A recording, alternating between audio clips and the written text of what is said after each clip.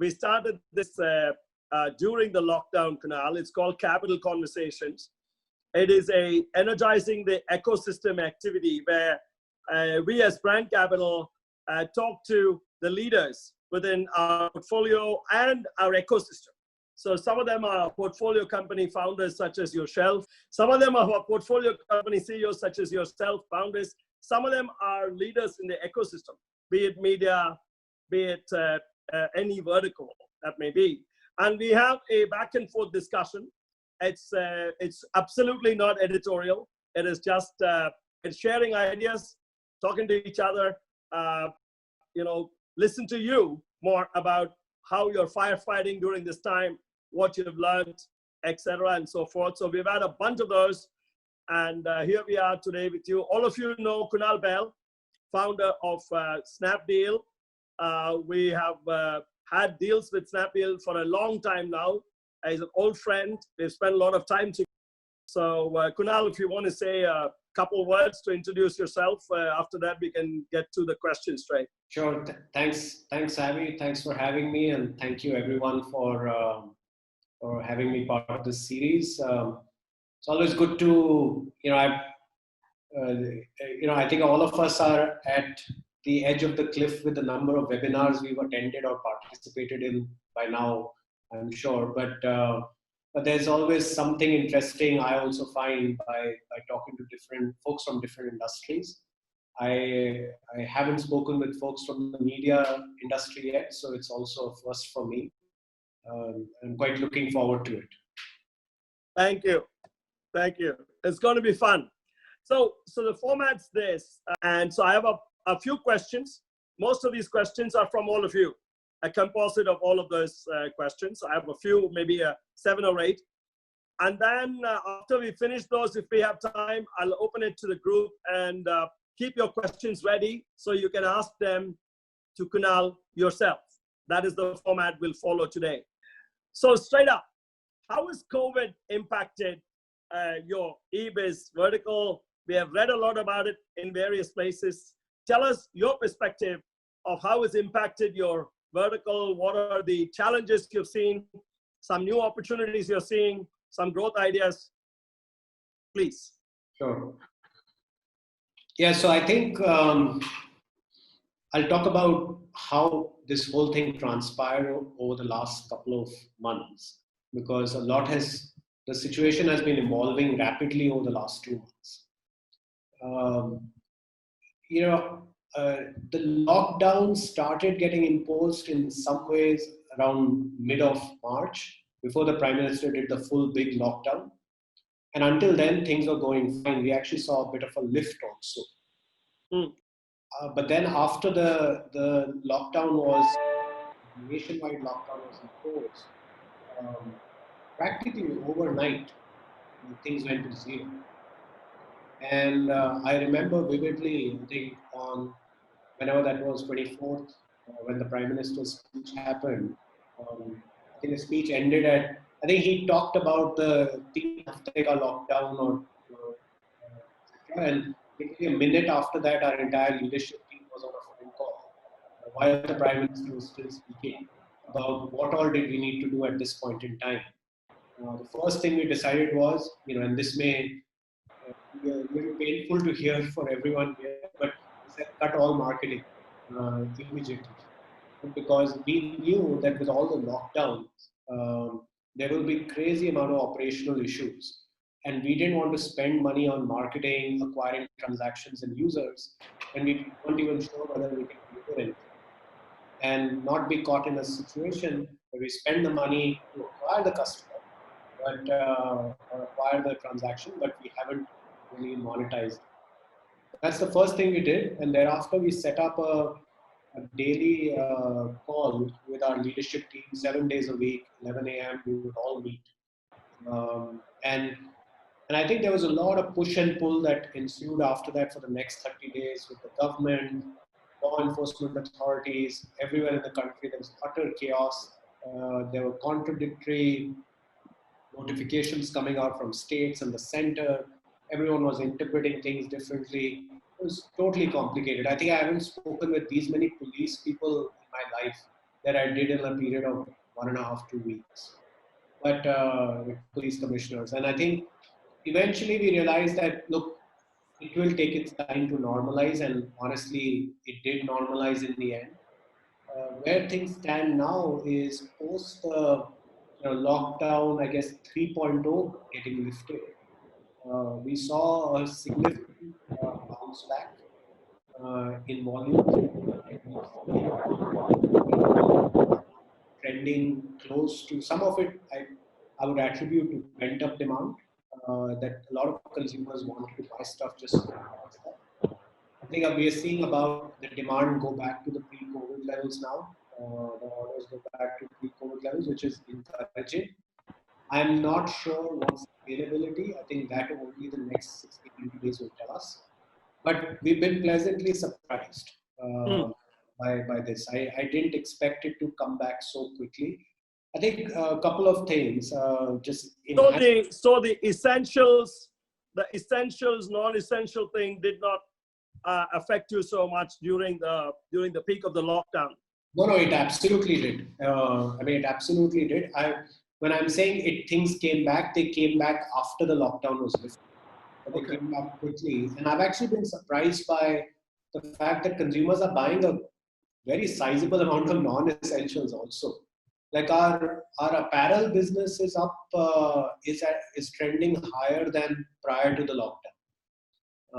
And I think we can now justify everything. My view is the lockdown happened when the winter was still leaving us. And then for 2 months, people couldn't buy anything. So I think suddenly people are buying their summer clothing right now. But there are a lot of interesting trends that we've seen. Like a lot of people are buying, even like one of the top selling product over the last few days was a wallet. Right? So one would have never expected that people would buy wallets right now. But it's made me realize that there are two segments of consumers. There is this, like, we generally hear about the fact that there is no discretionary income, etc. But I feel that there are two segments broadly. There are consumers who genuinely don't have money, and then there are consumers who have the money, want to spend it, but just couldn't spend it during the lockdown. And e-commerce in general caters to that audience anyways. We are not catering to, as an industry, like migrant laborers yet. The industry has not penetrated that deep yet. And hence, probably the impact on us is relatively limited. Whatever impact of reduction in discretionary intent to spend has probably been made up for the fact that consumers want to buy online versus offline. But that would be the quick summary of what we've seen over the last couple of months. Good. That's actually encouraging to hear that you're seeing some spikes, and we shall all pray that it sustains. My next question is around the topic that you and I discussed some 2 years ago now, where you said something that stayed in my mind, that you said Snapdeal targets, the sweet spot of Snapdeal's target a market at that time, that might have changed now, is the tier 2 demographic. And you said something that stayed in my mind, that the largest tier 2 demographic are in the tier 1 cities. Which is very true. Powerful statement, true. Now, given this lockdown scenario now, and the demographics that are buying from you, albeit now in the lockdown coming off, unlocking happening, have you seen any changes in that? Is it the same people who are buying, or a different set of people who are buying from you? We are seeing is that about close to about 85% of our new buyers, about 80% of our new buyers are coming from outside the metros. Outside the metros. Yeah. Now, there are lots of big cities even outside of the metros, because the metros are only the Delhi, Bombay, etc. But we are seeing fairly sizable demand from there, and I think the reason is also very clear. The reason is that the offline supply chains, the B2B supply chains are completely disrupted right now. And when we talk to our consumers in the small towns, they tell us that the neighborhood shops just haven't been replenished for a while. And many of the items that they would want, I think there's a replenishment thing. On the essentials like sanitizers and masks, there is a trust issue. Yes. You observe that they would prefer buying from a platform that they've heard of, like us and others, than buy from the neighborhood store because, one customer said that, oh, I'm not sure if there is 70% alcohol in the sanitizer that my neighborhood store is selling or not. I know that you guys want cheap, right? So I know when you sell when you say three-ply, it's three-ply, right? Etc. I think there Yes. are those considerations that are health-related considerations that are becoming more significant at this point in time than we before. But a big chunk of, I think, the demand coming from new demand, also coming from smaller towns, is because the B2B supply chains continue to be severely broken at this point in time. Okay, that's good. So I mean, what is good to know is you are seeing a lot of business in the tier 2 cities themselves, not just the tier 2 demographics. The reason I asked that question is we've had a large number of immigrants also go back to rural areas now. That's happening. And you're seeing a lot of people who are tier 1 demographic who are not able to find products they want. They usually will get in some other source. And then are they migrating to Snapdeal? That's where my head was at. I think it's hard. Maybe when we do the part 2 of this webinar 3 months later, you'll have that data. If you want to suffer me once more, then I'll have a lot more data about what happened in the 90 days after the lockdown was lifted. We'll have to do that. We'll have to do that because because it's a learning.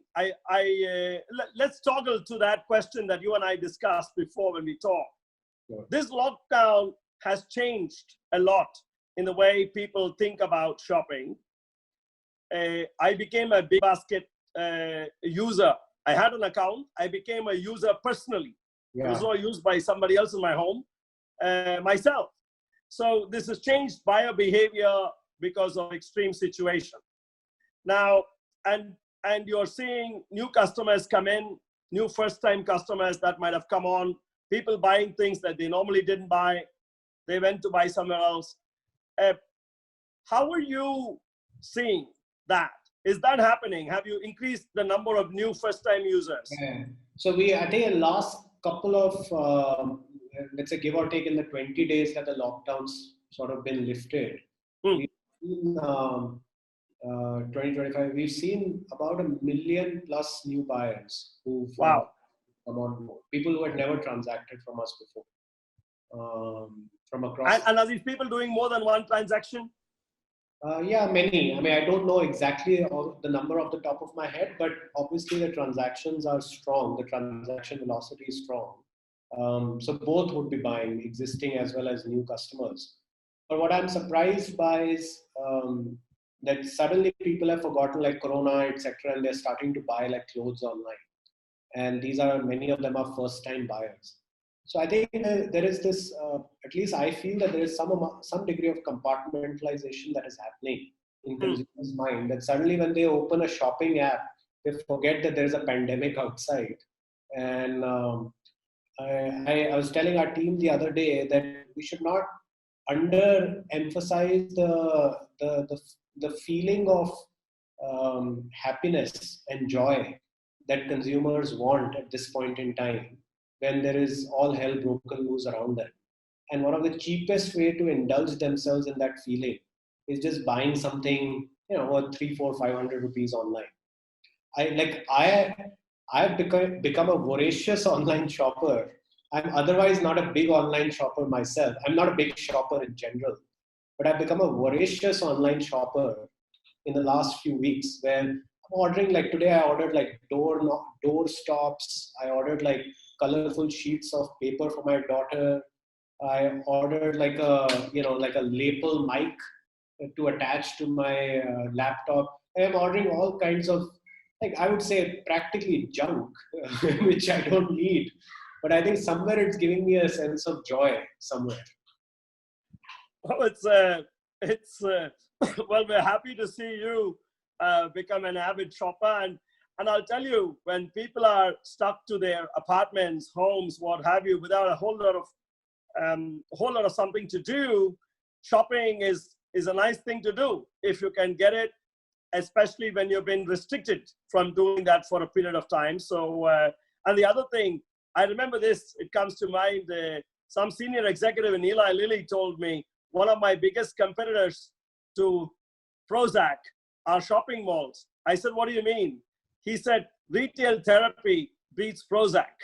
So, Great. The only, so, only, so only additional color with the Indian context I would add to that is that retail therapy at a low price beats yes, Prozac in India. yes, and that is Snapdeal. So it's a powerful medicine.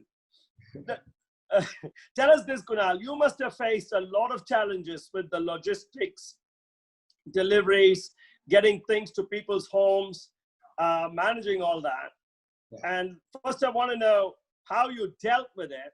And then I want to know if that's going to change, if you think that's going to change how manufacturers and distributors change their logistics and facilities and all that, situating that in the future. Yeah, so I think the first and foremost thing that we were very, very concerned about is, at any point in time, we have about, give or take, a week worth of goods, week of sales worth of goods, somewhere in transit, give or take, around 7-8 days worth of sales of goods in transit. And all of that came to a screeching halt where, orders worth, many crores and crores and crores of rupees, which are essentially like products that are owned by the seller till the time the consumer takes possession of them. But at some level, we have some sort of deemed responsibility of those orders in transit, right? To either make whole the seller or make whole the buyer.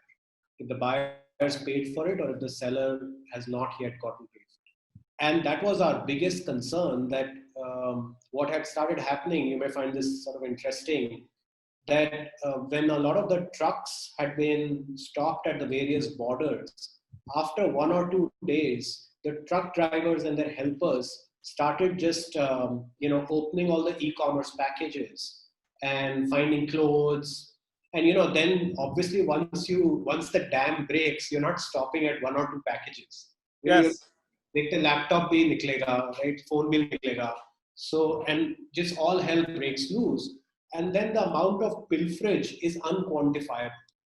And we were extremely concerned because likely the liability of all that pilferage would have come upon us. Fortunately, we weighed in on MHA, police, various personnel at the borders where the big majority of trucks were stuck, and allowed for interstate transport of even non-essential goods. Had that not happened and had that continued until early May, because of, for whatever reason, we didn't push hard enough or the government didn't see enough empathy, the e-commerce sector would have seen losses of, just out of pilferage, worth maybe a few thousand crores just in that period, or at least 2,000-3,000 crores is my sense. Fortunately, that didn't happen, and we were able to remedy the situation without significant amount of loss in a short period of time. That was the first big challenge that we had to overcome. And it's only now, like I think we are now left with just a few, maybe 1 lakh packages, etc. now. But lakhs and lakhs of packages that were still in transit, where they hadn't reached back to the seller or hadn't reached the buyer. And we honestly had our hearts in our mouth, right? As to just counting day by day, tracking day by day, the order count reducing that was in transit. Because each one such order meant potential loss of entire principal of the cost of the order to be borne. So I actually internally, I changed my own icon for our video calls into a icon of a newborn baby's photo. I told our team that we have to treat each of these orders like our newborn baby. We can't let one of them drop also, right? And, very nice. So they made a lot of fun of me, as they usually do. But I think somewhere the imagery stuck, and our team made sure that we didn't face any significant loss due to pilferage, which was my very, very significant concern. And then I think the first step was allowing interstate transport. of these trucks, essential, non-essential. Then we stabilized, then the government had allowed for only the essential deliveries for e-commerce to happen. That was honestly okay, but it was quite slow because the supply side was not geared for e-commerce. Supply side was not fully geared up to supply essentials, and a lot of the grocery guys also face challenges on the supply side. So, I think I would say all of April went into fixing the supply side for essentials. And to be honest, by the time we fixed the supply chain for essentials, the non-essentials became allowed. And then all our focus moved there, because particularly for our business, we are very focused on non-essentials. Right? We are very clear about who we are and who we are not. Right? We are not the intent-led shopping destination where you know what you want, you come buy diapers from us or whatever. We are the more impulse-led, sort of a quick classic shopping destination where you don't know what you want, you come to us and we'll show you a great deal and you'll buy something from us. Right? So invariably, given that is the instinct, the impulsive instinct is what we cater to as a company, and our margin structures, high margin structures, then reflect that. The challenge for us was that we didn't have enough supply of essentials and non-essentials were not allowed. But fortunately, I think while April seemed incredibly painful, the moment non-essentials opened up, we saw demand come back fairly quickly. What I was also surprised, I have been surprised by positively, and there was a lot of talk with all our logistics partners about there not being available enough blue collar labor to do deliveries, because a lot of them had migrated back to their cities, their town, villages.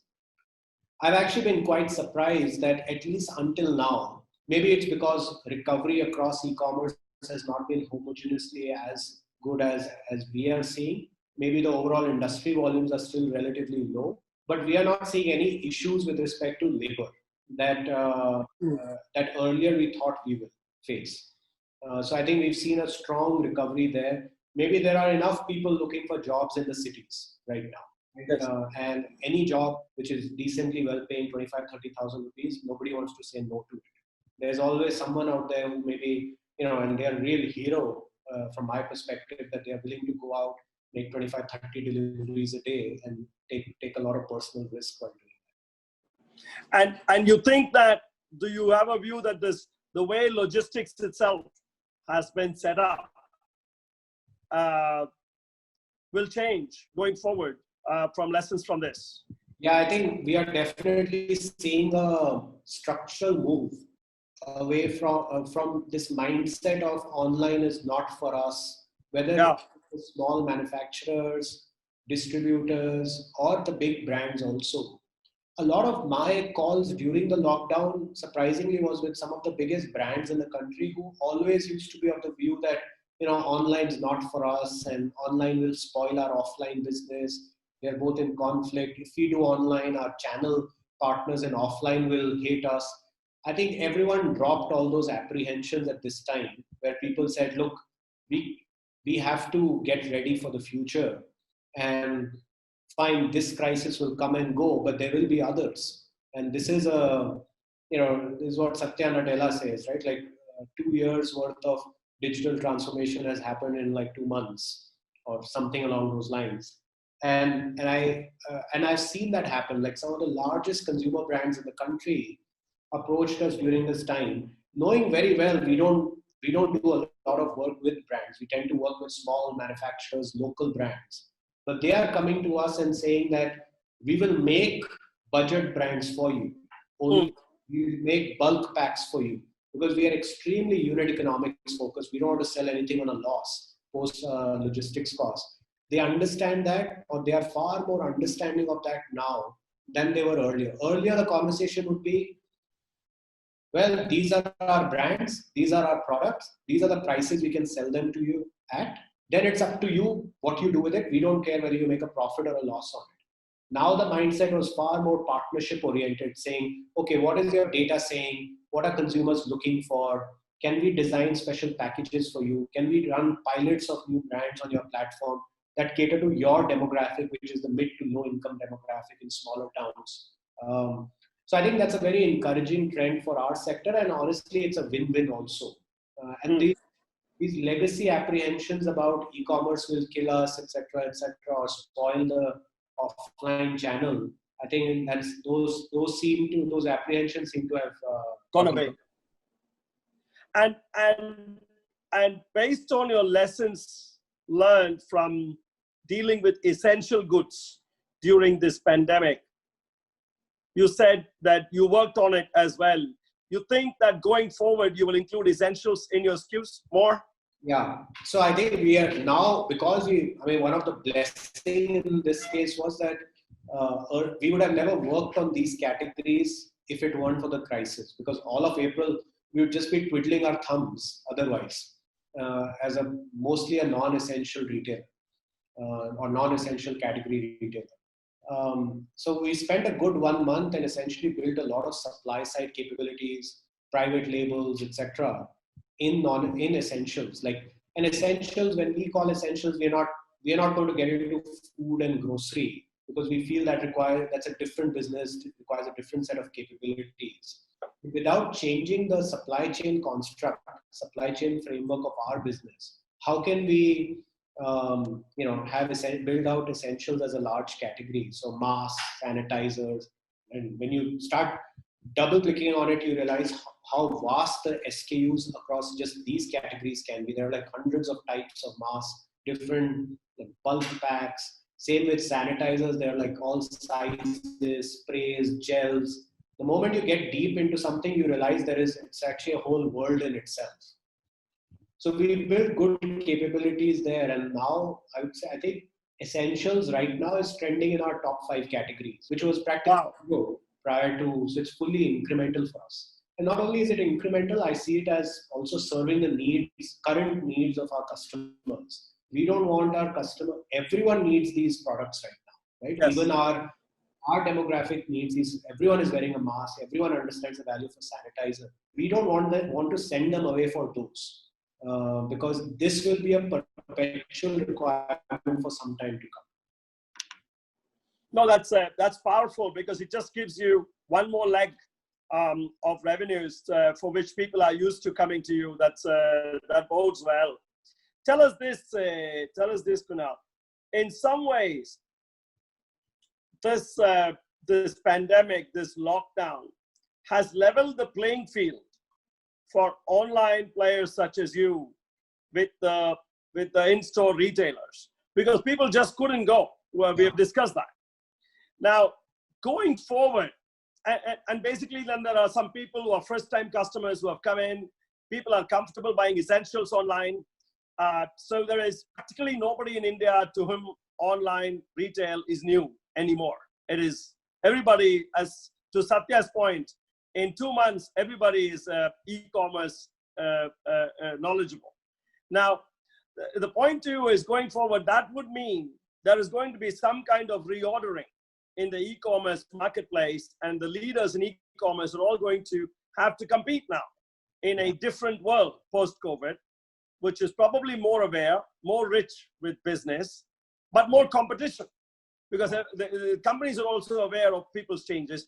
What do you view? You did say that you pulled all marketing and branding expenses when you started.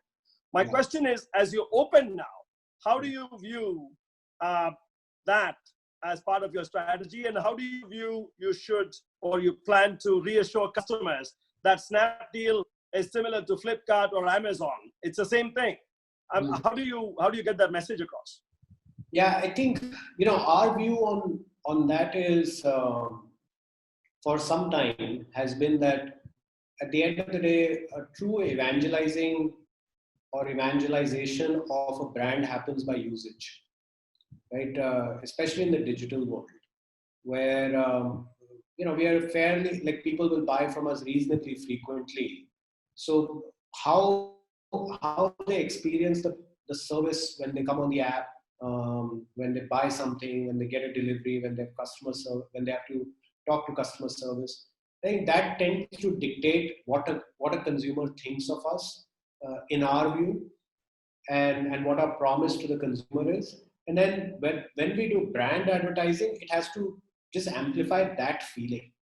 right? I never want our brand to say one thing and the consumer to experience another thing. Hmm.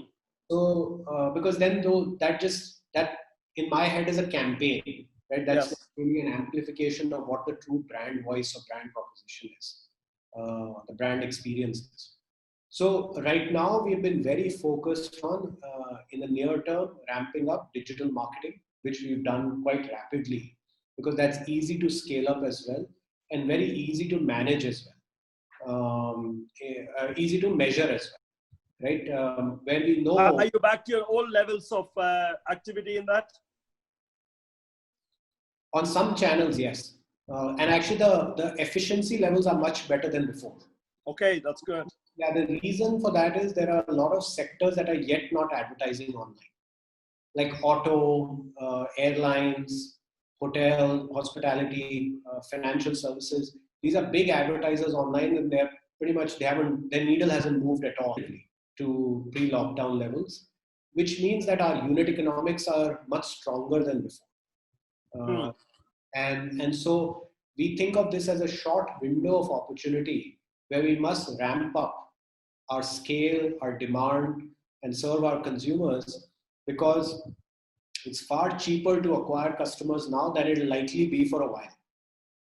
And this window will close eventually, right? As other sectors one by one start coming back, this window will close. But we should make hay while the sun shines. And right now the sun is surely shining on that department.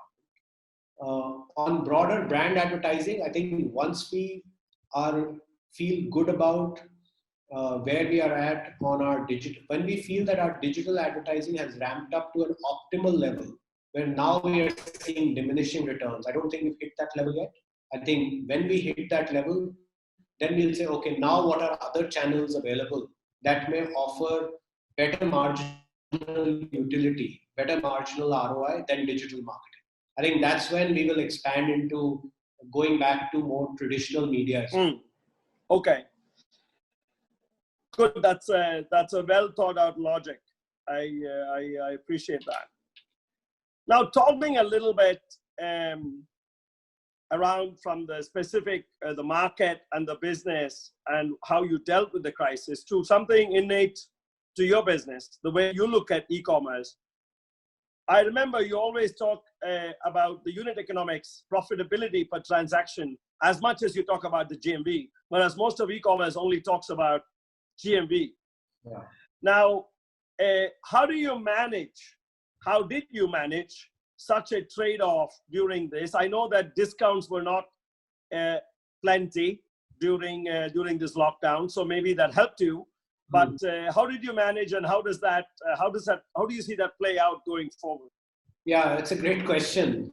You know, the irony, Sammy, is that negative unit economics businesses, the cash burn of negative unit economics businesses went down during this lockdown, and the cash burn of positive unit economics businesses went up. Because, you know, and the reason maybe obvious to some, but the reason is that when everyone's revenue went to zero, the negative unit economics became zero also, and the positive unit economics became zero also. Yes. So for us, it was like, because we are our economics are very strong as a company, so our unit economics are very strong, and that's been a core focus of our strategy. Our cash loss actually went up during this period, but thankfully it was a 45-day period, so it's not like it created anything close to an existential issue for us. We have a very strong balance sheet. But I know for a lot of companies, this has really created a lot of cognitive dissonance for them.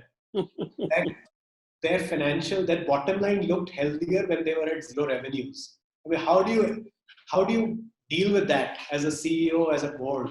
Right? Like my bottom line is healthier when I'm not doing business. I think that has really put a tailspin on many people really rethinking their businesses. But I think coming out of this, we've seen the unit economics to be stronger than even before. Partly because I think there is a general decrease in demand across the ecosystem, so logistics companies are not jacking up rates. As I said, ad inventory online is very cheap relatively right now. So for every rupee we are spending, we are generating much more than a rupee in net margins. GMV is a number we stopped tracking years ago as a company. In my view is at the end of the day, what matters is the gross margin pools of any industry, right? The total non-food retail in India is about $220 billion a year. Out of that, 160 billion is unbranded local brands, and about 50 billion is brands like what we call Nikes or like the big brands that we would hear of, right? So that's 3x, like unbranded local brands, what you get in the bazaars, etc., is 3 times that of big brands. But the big differentiator is the fact that the gross margins on the unbranded is 30%, where a lot of the margins accrue to the seller of those products, versus in the case of the big brands, the margins accrue to the brand. So the gross margin of selling a phone may be 10%, but the gross margin of selling a sari from Surat may be 30%. Right? Because the guy doesn't have a brand and he's leaning on you as a platform to generate demand for him. So if you were to do the math on the 160 billion and 50 billion respectively, right, the gross margin pool in the segment we operate in is $50 billion a year. Gross margin pool in the branded segment is $5 billion a year. There's a $10 billion, 10x delta in terms of gross margin pools. So that's how we think about our business, that we need to generate the largest gross margin pool in our business. And for that, let's go after the largest gross margin pool that exists in the market. Whereas if our strategy would be, let's go after the largest GMV pool, then we would go after phones, right? Because that's extremely price elastic. Some amount of discount can bring a very large share of online phone buying to you. But that will reflect in negative unit economics, which we want to stay away from.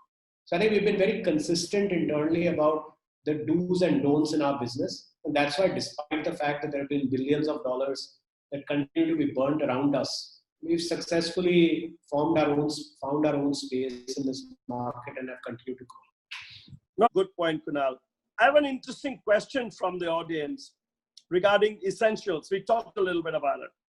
Many of these essentials like masks and sanitizers, they are selling at 3x, 4x, 5x the prices today. So at those prices, you produce good unit economics, and it makes sense. Beyond a year or so, do you see these things still remain, or do you see your focus on essentials change when that goes away? Yeah, I don't think. I mean, I don't know if the reference was specific to our platform. No, not just to you. No.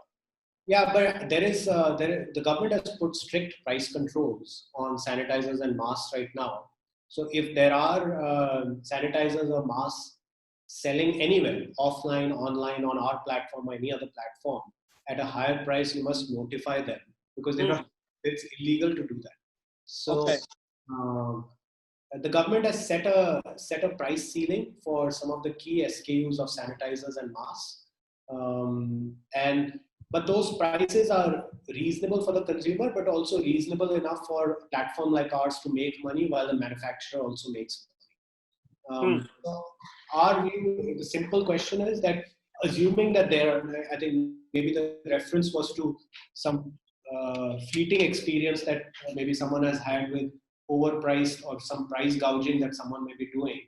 But I would say 99% of what is being sold, at least on our platform, is under price control. We put strict measures there. But I feel that even at those prices, if we keep selling product, we will continue to make unit economics. There's no concern. No concern. Honestly, if you were not making unit economics at the price controlled prices, we would not sell them. Not so. Our philosophy is very simple. We are total, banias. We want to make. If we can't make money, we don't want to sell it. Someone else will sell it, and it's great for them. You'll outsource the losses. I like that. Yeah. Tell us a little bit about private labels. Are you thinking about private labels during this time? Yeah, absolutely. I think everyone is. because what we are, when we first started, now it's been business in its current form is maybe about 8 years old.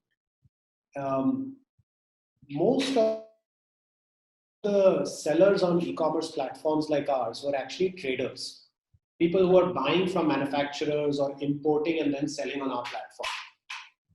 I would say over the last 3 years, post Geo particularly, not only have we seen this 350 million new internet users come online, but concurrent to that, because many of them also run businesses, manufacturing businesses, etc., they have also come online. And what has happened is a lot of folks who, like elderly people who are running a legacy family business of bed sheets, for instance, for 30, 40 years, their next generation, the younger kids are coming and saying, look, I don't want to supply B2B bed sheets in bulk to some distributor in Chandni Chowk. Why can't we build our own brand and we'll sell it online, right? We can cut out all these guys where we sell them a bed sheet for 100 rupees, they sell it in the market for 1,000. We can just sell it ourselves for 300 and make a good profit and have more customers. So I think all those, that's been a big shift I've noticed just in the last 3 years, where a vast majority, earlier vast majority of our sellers were traders who were just buying and selling, very transactional. Now a vast majority of our sellers are manufacturers. Now within them, there are even more enterprising ones who say that, look, I have to compete with so many other of these local brands. Why don't I work directly with the marketplace and say, look, I will sell it only on your platform, right? And you may not own the brand because we don't want to own the brand necessarily, but I'll sell it only on your platform. You tell me what your customer wants, and I'll make it exactly that within the price and quality parameters you set for me. That is almost a quasi-private label, where we are not competing with our seller, but we are yet catering, we are helping them out, but we are also catering to the very precise price, quality, product needs of our customer. So we are seeing a big trend in that direction right now. That's great. That's great that your sellers are now becoming more manufacturers. And if they are manufacturers, they'll be much more sticky. And once they rely on your channel to sell, that's good, because they'll then deploy capital that makes a much stronger ecosystem. Happy to hear that. Sammy, on that. One is, you're absolutely right, they're sticky, more sticky, but I think the two more points. One, they are extremely quality conscious themselves. There's a great sense of pride they themselves feel in the product that they are selling, because they are making it. That's what gives them a sense of pride, purpose in life. The second thing is, when we give them feedback, customer feedback, they're actually able to do something about it. What a trader, he can't really do anything about it. He doesn't make it. That's true. I hope all of us are taking notes. These are very important points. Amar Thomas has written a question. It's a little bit long for me to read. So Amar, please ask. Yeah. It's about Atmanirbhar. Yeah. Hi, Kunal. Kunal, there's this growing rhetoric about anti-China, and then there's a prime minister's call for Atmanirbhar. And my assumption is that there are a lot of these, impulse purchase Chinese products that sell online. And just today, Baba Ramdev announced Order Me, which is going to be a vertical specialist for Indian products e-commerce. Do you see that being a viable, profitable business, or do you see the space being extremely niche and probably a passing phase? It's a good question. I think, look, all of us want Indian manufacturing to be 100x of where it is today. Given, I don't think any other sector can create the type of jobs that we need in our country, which is hundreds of millions of jobs in coming years. So we all want to promote as much of Indian manufacturing as possible. But my view, look, we all come from a world which is sort of equal opportunity, egalitarian, meritocratic world. Indian manufacturing, if it competes with great quality products at great prices, I think we will see those sell more. But if we lag behind, I don't think consumers will say, okay, I'll buy a more inferior product at a high price. I don't think that's the right thing for consumers also. We as a platform don't tend to take a position on these things. Our job is to serve the needs of our customers. but we are very strict about quality. So, and we continue to keep raising the bar on permissible quality levels, basis ratings, reviews. So if a customer doesn't like a product, it could be made in India, made in China, made in US. We don't care. It goes off the platform automatically. But if a consumer likes the product, we are not tracing its origins either. Right? For us, delighting our consumers, meeting their needs on quality, price, functionality is our number one goal. And look, if tomorrow the government puts bars on Chinese imports, etc., that's fine. Then we'll make do with whatever supply is available, and we'll make sure that within the supply that is available, we serve the best supply at the best prices to our customers. So we only work off the pool that is available to us, but we don't judge the pool.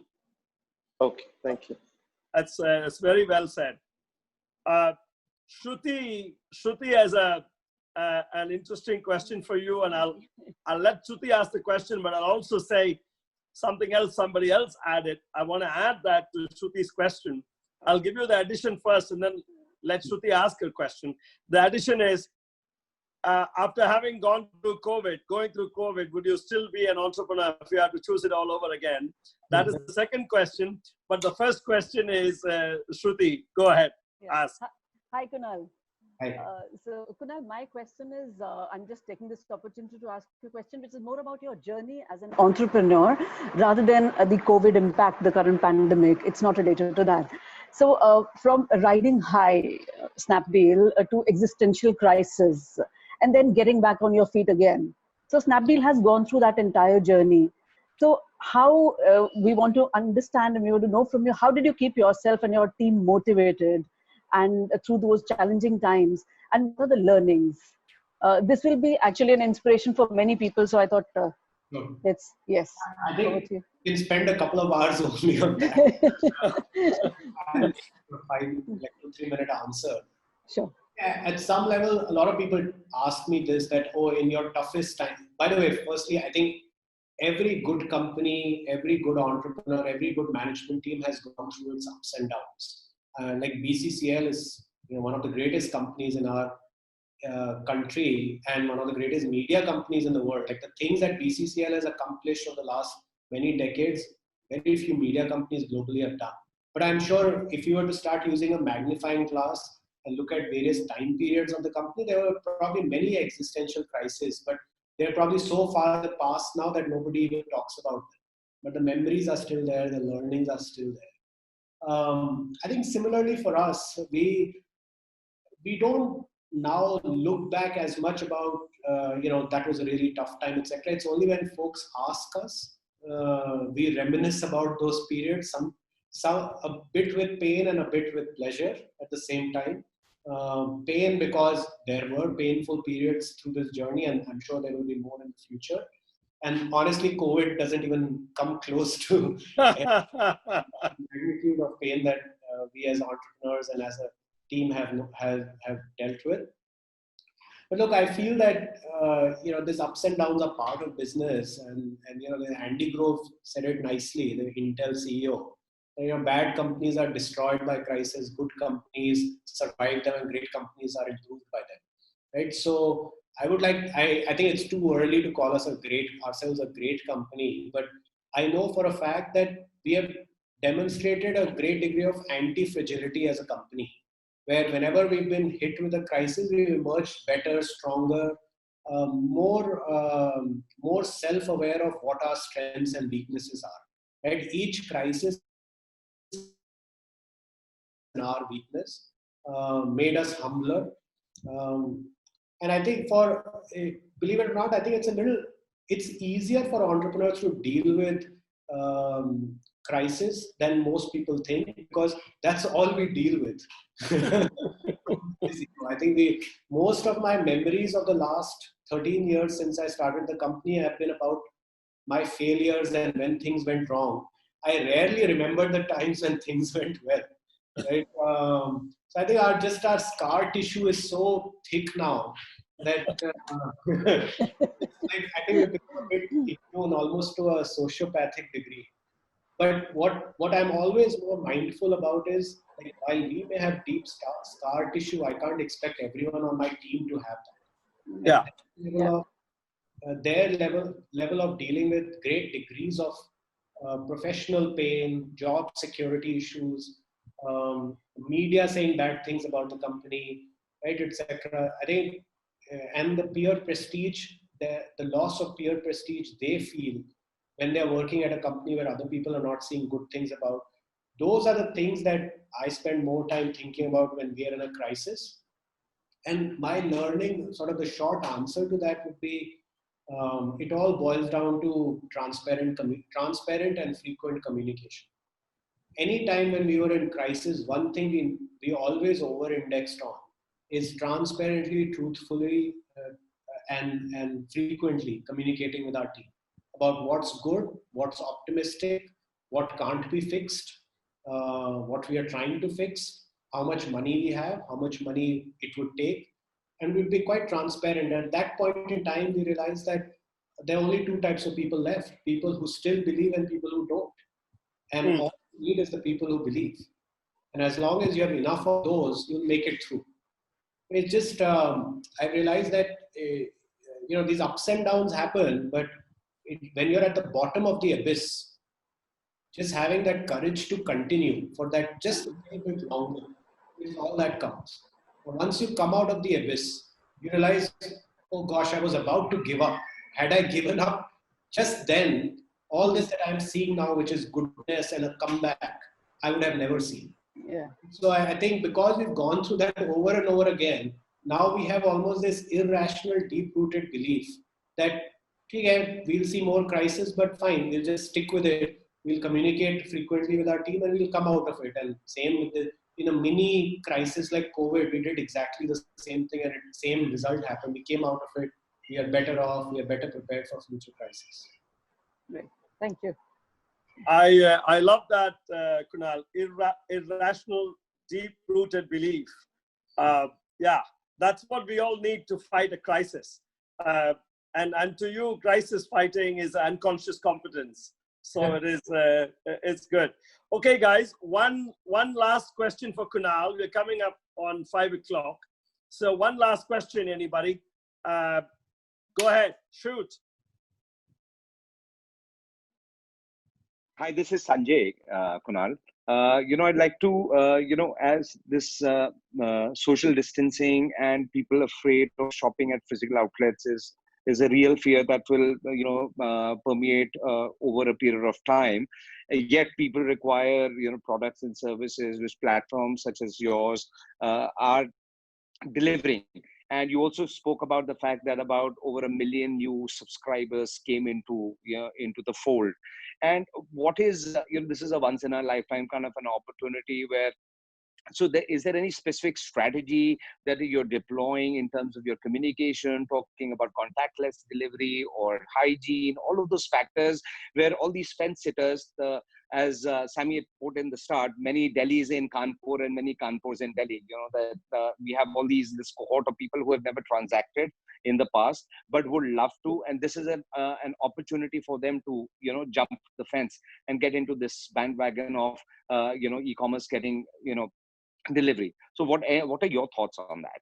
Thanks. I think it's look, we have an interesting challenge as a company because we don't own any of the inventory we sell. We don't even touch the products that we sell. Neither do we deliver the products ourselves, right? We are pure, literally what a technology marketplace should be, just connecting the dots as intelligently and as efficiently as possible.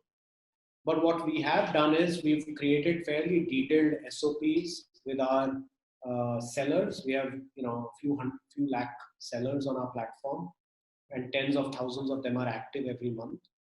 We've created detailed SOPs and trainings and videos for all the precautions they need to take while both warehousing and packaging of products, of orders. Similarly, with our logistics partners, who anyways are quite self-aware because they realize that they are also watching out for the health and well-being of their own employees. Right? They care about that also, not only the end consumer, but also about their own employees who are actually on the street delivering to consumers, going household to household. And if there is anything that you want to discuss with us at any time regarding marketing, media, anything else, we're always around. And we always look forward to your wisdom going forward. And 3 months later, we'll get back to you. We'll do another one.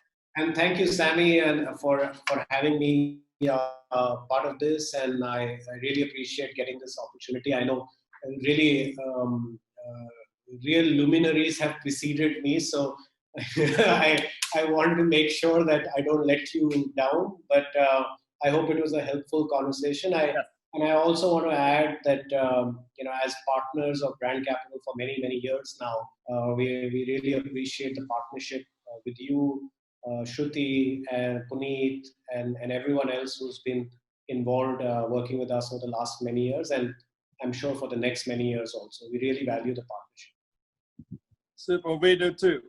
Thank you very much. Thank you.